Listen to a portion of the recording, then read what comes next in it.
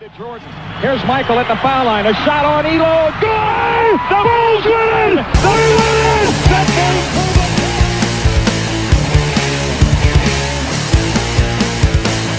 Where nothing is held back. Go crazy, folks! Go crazy! Where nothing is censored. He did what? Where nothing is off limits. She is gone! Where anything goes. This is Snowman Unfiltered. Holy Toledo, what a way to finish!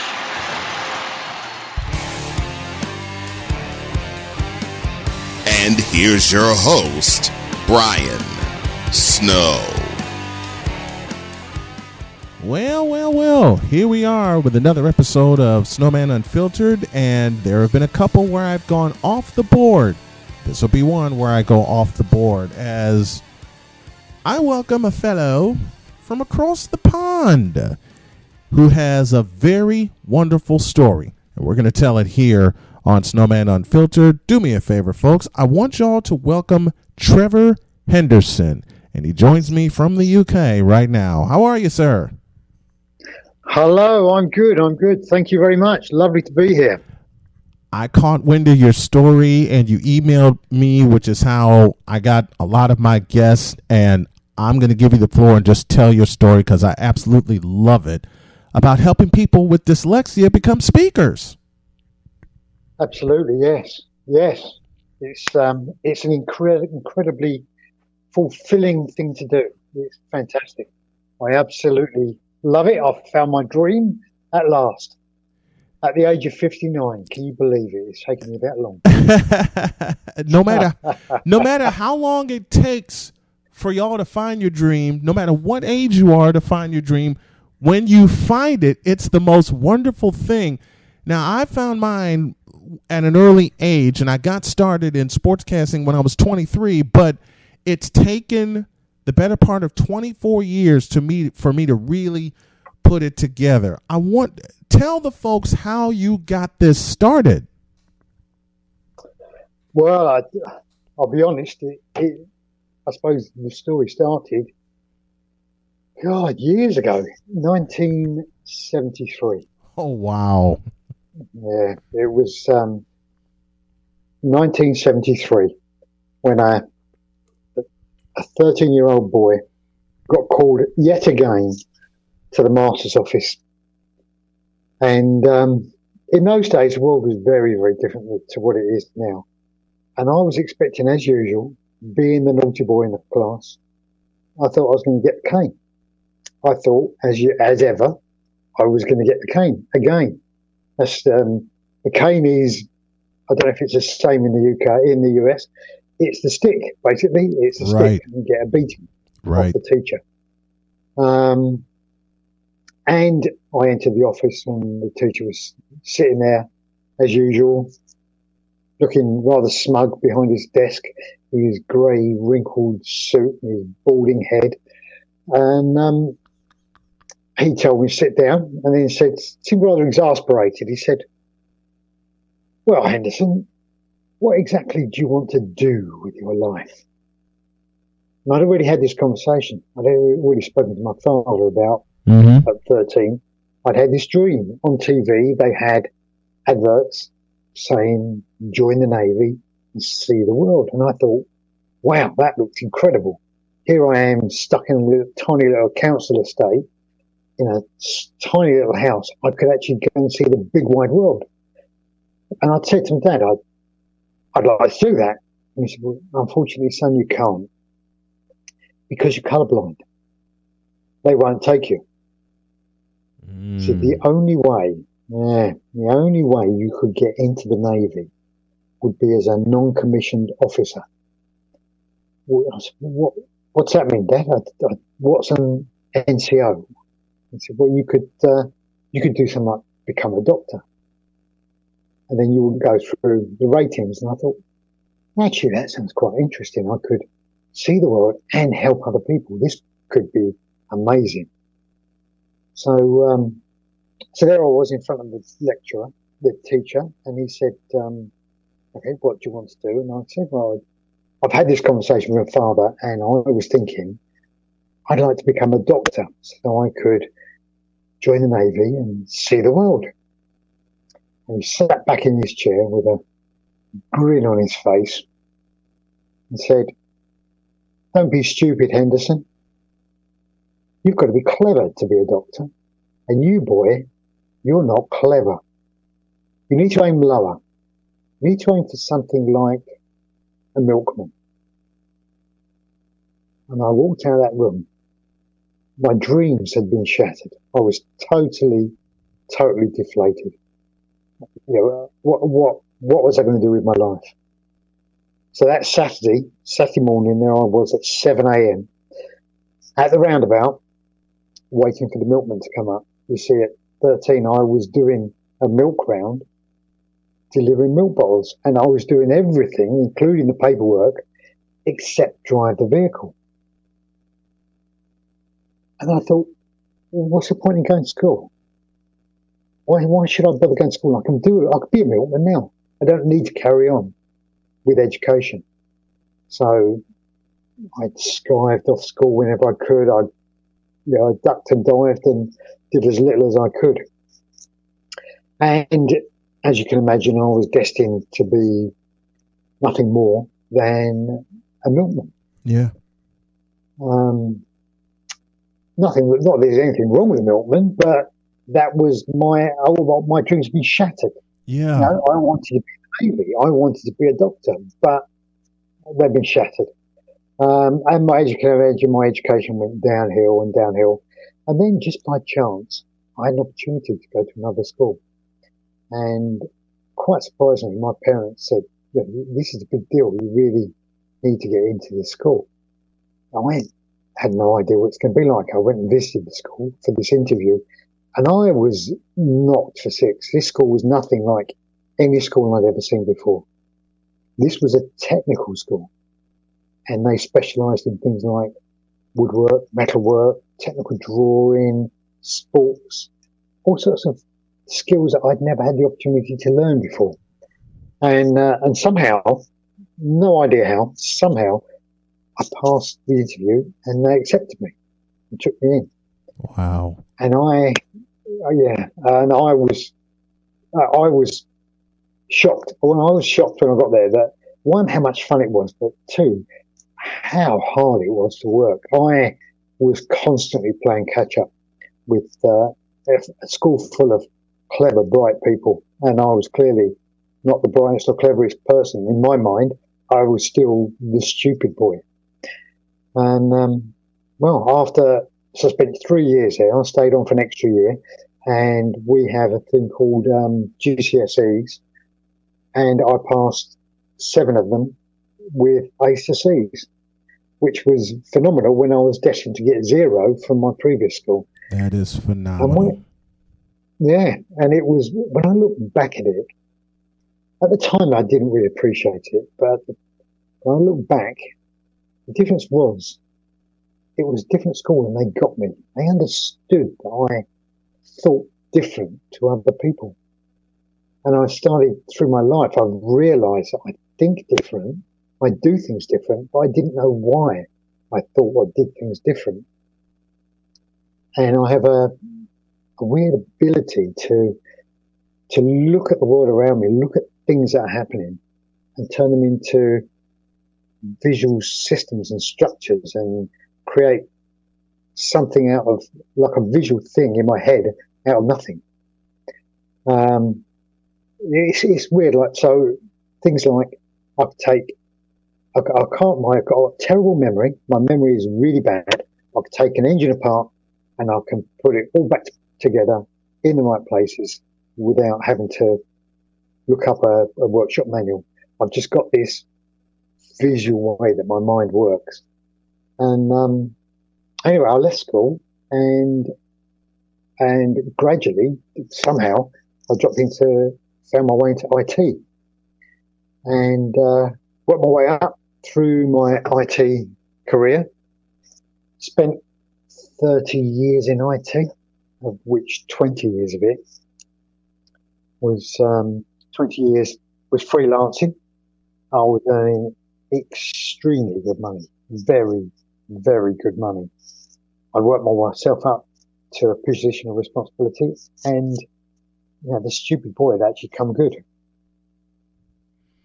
Man, So that was a story like, and I know there's more to the story, but just that part alone, that first part of it, should give any and everybody that wants to chase a dream the nerve to chase it.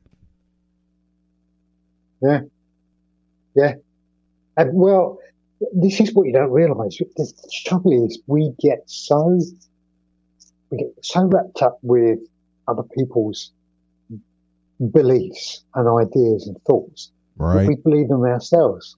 So when someone says to you, "Don't talk stupid, Henderson, you've got to be clever, you're not clever," and they're in a position of authority, you believe that. You don't question it.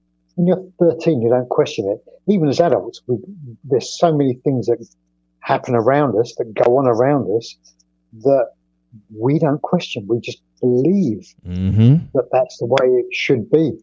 And our belief system dictates who we are. Yeah? Our belief system defines the person that we are. And my wife and I were talking about this very thing, about what defines who we are and why people, even today, are afraid to question what they believe. Ask the question of why. Why does it happen this way? Why do we have to believe this? Why do we have to believe that? How does this work? And when you don't ask those questions and you just follow along with what society dictates what you should follow, you wind up losing a lot of yourself in the process. Yeah, absolutely. Yeah. So do you have any children listen to this?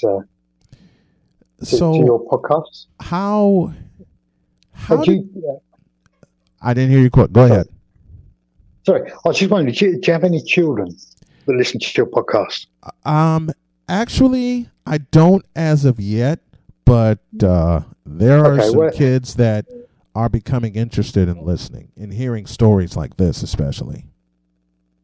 Well, see, I don't want to destroy any beliefs they have, but when we're young, we have a belief. We have a belief that is told by other people about Santa Claus. Mm-hmm. Yeah? Yeah, we do.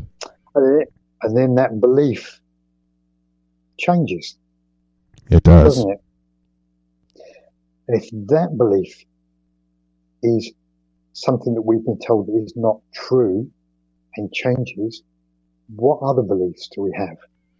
Yeah. That we haven't questioned that we believe are true. I've said on this program and on my morning show that one of my favorite comedians of all time is George Carlin. And he said something on his last special that should resonate with everybody. If it doesn't yet, it should. He said something to the tune of, children are going to read and going to read. Kids are going to learn to read and going to learn to read. Much more important to teach children to question what they read. Absolutely, yeah. When he said that, it resonated with me as an adult. Yeah. Yes. And growing up in the time that I grew up in, you're not taught that. You're not taught to question everything. You're not taught to ask the questions that need to be asked because, as you said a couple of moments ago, you and authority figures are supposed to coexist and get along when you're a kid.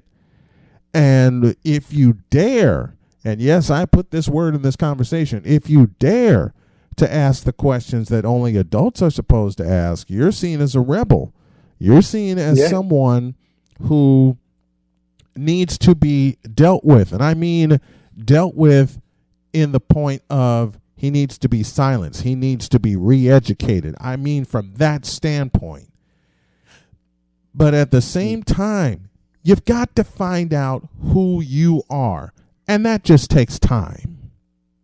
Yeah, it does. It does. It's surprising how long it can take. Well, it took me, it took me over 50 years to find out who I am. Yeah. And look, it took me some 40 years to really discover what I want to do. And my mom had an idea of me being involved in computer science and computer engineering, because when I graduated high school in 1990, that's what I had wanted to do, or what I thought I had wanted to do. But then when I started listening to sports events on the radio, I started thinking, hey, that would be a cool thing to do also. And so beginning in 1990, I just started to pursue it one step at a time.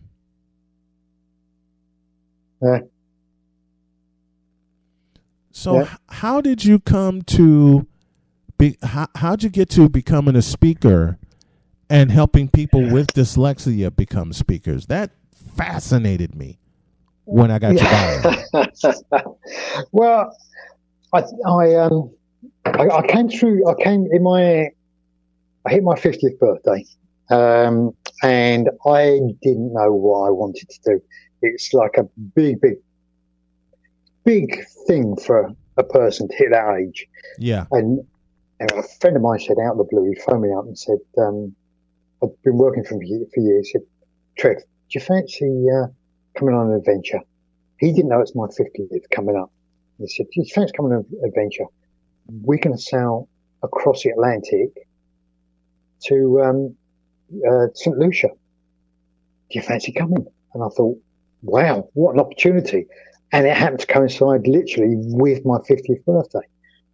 So I thought, yeah, great. I'll do that. And I did. It was a 16-day voyage. It was fantastic. It was a life-changing experience.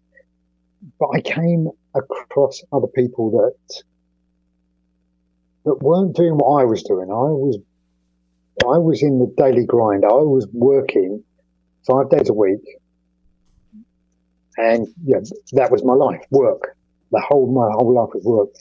And I thought, I don't want to do what other people are doing. I want to do what these people are doing, because a lot of them don't seem to be working like a lot of these people I spoke to weren't working 5 days a week. And it was like a new world to me. I thought, wow, this is incredible. So without any plan, I just sort of dipped my toe in and out of, I was freelancing at the time in IT. And I dipped my toe in and out of freelancing, a bit of freelancing, trying other things, in and out. And then my last contract I was freelancing for a very large bank in the UK. And it started in 2014, February, and it was a 3-year contract. It was 5 days working from home. 5 days working from home. Originally 3 days in the office, but they closed the office and said, you do 5 days from home. And I thought, oh, God, yeah, fantastic. I'll try that. Yeah. Anyway, after 2.5 years, there's 120 people on the project, and you didn't see any of them. Everything was done by email. You didn't see any of these people all over the world. And after 2.5 years being shut in a little box room, 6 by 9, on your own, with no contact out in the outside world, and just staring at a screen all day, every day, you start to get lonely. And after 2.5 years of it, they phoned up and said, everything, the whole project, we've decided we're going to cancel the project. Everyone is now laid off, and everything that you've done 1.5 years has already been deleted. Ouch. And I thought, wow, what did I do that for? What on earth did I do that for? Did I do it just for money? Is that what life is about? Going to work and earning money and achieving nothing? And I just questioned my whole life. I just couldn't, and I couldn't do anymore. I just couldn't do that mindless, work that didn't achieve anything. So, so I spent 18 months in front of daytime TV, feeling rather sorry for myself and sinking into depression.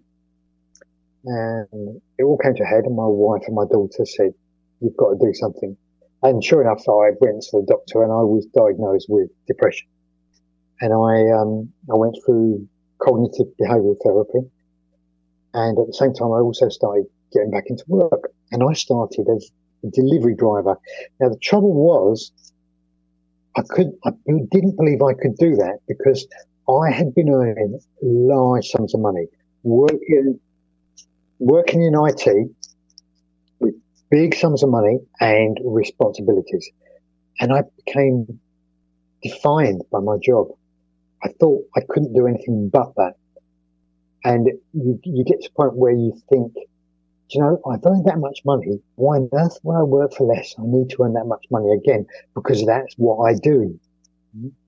And I never questioned it. I just had this mistaken belief. Then I started delivering, and I was earning an absolute fraction, a tiny fraction of what I'd earned before. But I enjoyed it. I suddenly realised that I was connecting with little old ladies who were desperate for their food and couldn't get out to shop. And had I not been there doing it, they wouldn't have. They possibly wouldn't have eaten, would have had trouble getting food in the house. So I felt like I was contributing, but I wanted to contribute more. I wanted to do more. And I started working. I'd been public speaking for years as a Toastmaster. And I started working. I found this job working with people with learning difficulties. And as I was helping educate these people with learning difficulties in using technology to help with their studies, things started sort of falling in place. I started realizing that some of these people that were having problems, I could relate to. I understood them. I actually thought like them.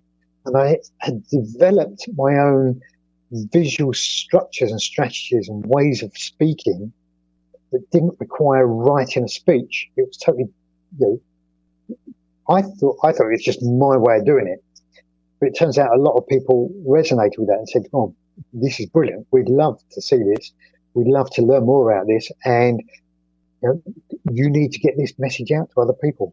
So, I then found out that, it seems that, funny enough, I'm dyslexic. I've got this visual dyslexic mind that allows me to create these structures and systems that maybe other people haven't thought of. Or as it turns out, some of the things that I've shown, people with dyslexia have said to me, "Oh, I do something similar to that." Yeah. But no one teaches anyone it because we all think we're different. We all think we're less than. Yeah? And I love that analogy. A lot of people think that you're less than because of a condition you didn't ask for. Yeah. And because of that condition you didn't ask for, you're more to the point immediately shunned by society. And that's wrong. Yeah.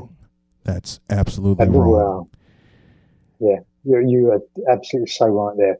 It's the people that are different are the ones that are shunned, the ones that are, because of their differences, they're dismissed, cast aside, told they're a stupid boy. And that you're not clever enough, to use the words you described earlier in this episode, that you're not clever enough to succeed. And Lord knows I have been told that. I know some friends that have been told that. And I always, during my episodes, be it of my morning show or be it of this podcast, I always say dream big and do bigger. One of the goals I have is to have my bachelor's degree before I turn 50. And I spoke that aloud, and my wife has been cheering me on, saying, when we get settled, that'll be one of your biggest things to do. But also to really build something doing what you love to do, and I want to see you chase your dreams. She tells me that every day. And folks, I want this episode to be a reminder that no matter what kind of wild cards you've been dealt, if Trevor nor I don't teach you anything, remember this. You're never too old to chase your dreams and catch them. Absolutely. Yeah. I'm so glad you emailed me and that you got a hold of me wanting to do an episode of Snowman Unfiltered, and I'm finally happy that I got you on. Folks, this is Trevor Henderson. Tell everybody where they can find you on social media, my friend. I have a Facebook group that I created, which is The Rise of the Dyslexic Speaker. And it's a safe place where people with dyslexia can get together.